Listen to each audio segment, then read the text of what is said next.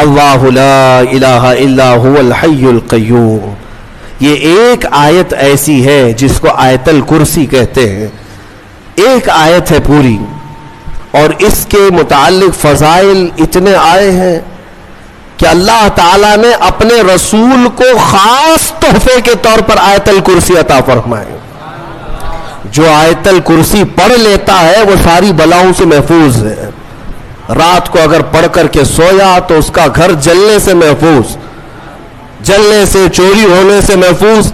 بلکہ آیت الکرسی پڑھنے والے کے متعلق یہ بھی ہے کہ اگر ہر فرض نماز کے بعد کسی کی عادت ہے کہ وہ آیت الکرسی پڑھ لیا کرتا ہے ہر فرض نماز کے بعد، تو فرمایا گیا کہ جب اس کی روح نکلنے کا وقت آئے گا، اس کی روح نکلنے کا وقت آئے گا تو ایسا ہوگا کہ اس کی روح ادھر نکالی جا رہی ہوگی، ایک قدم دنیا میں ہوگا، دوسرا قدم جنت میں ہوگا.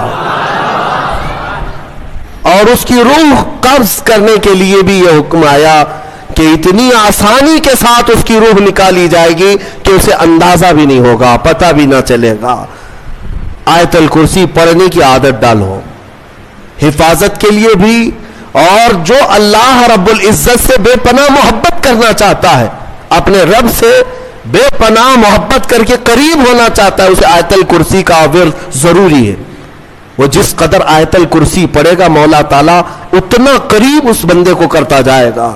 اور ایک بات یاد رکھ لیں، الحمدللہ بچپن سے ہمیں بھی یہ عادت ہے، آیت الکرسی پڑھنے والے کی ایک اور فضیلت ہے کہ اسے پھر دوسری کرسی کی لالچ بھی نہیں آئے گی.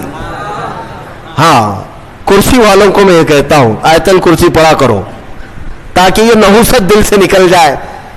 یہ کرسی، وہ کرسی، وہ کرسی، یہ کرسی، کب تک کرسیوں کے پیچھے چلو گے؟ جس کے پاس آیت الکرسی ہو، جیسے دیکھو اجمیر کے خواجہ کی کرسی آج تک کوئی نہیں ہلاتا، کوئی نہیں ہلاتا، اور اس کرسی کے لیے کبھی الیکشن بھی نہیں ہوتا. ہماری بات ہمارے اور 100 نسلیں بھی آئیں گی، ہندوستان کا بادشاہ وہ نسلیں غریب نواز کو ہی سمجھا کریں گی. کیوں؟ وہ آیت الکرسی والے بادشاہ ہیں. لہذا ہے سنی مسلمانوں، آیت الکرسی کا ورد رکھو. یہ کرسیوں کی لالچیں بھی بہت خطرناک ہوتی ہیں، بسا اوقات انسان کو کافر بنا دیتی ہیں، بسا اوقات انسان کو گمراہ کر دیتی ہیں.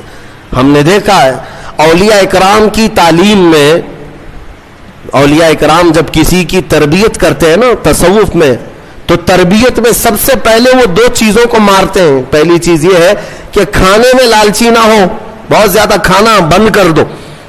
اگر کسی ولی کے دربار میں تربیت لینا ہے تو پہلی تربیت وہ یہ کرتے ہیں کھانے پر کنٹرول.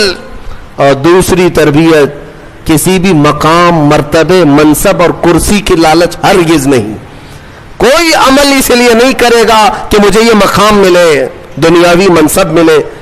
اسی لیے میرے آقا صلی اللہ تعالی علیہ وسلم نے بھی ارشاد فرمایا کہ دنیا طلب کرنے والا اگر علم دین بھی حاصل کرے گا تو ایسا ہی ہے جیسے خنزیر کے گلے میں موتیوں کا ہار ڈالا جا رہا ہے. حب جاہ، حب مال، حب مقام، حب منصب، یہ بری خصلتیں ہیں. اللہ ان تمام چیزوں سے ہمیں محفوظ رکھے.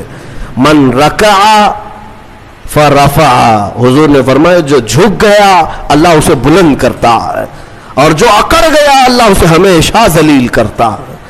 تو یہ کرسیاں ہی ہیں جو اکڑ پیدا کرتی ہیں. آیت الکرسی کا ورد ہمیشہ رکھو، بہت ساری چیزوں سے تمہیں محفوظ کر دے گی.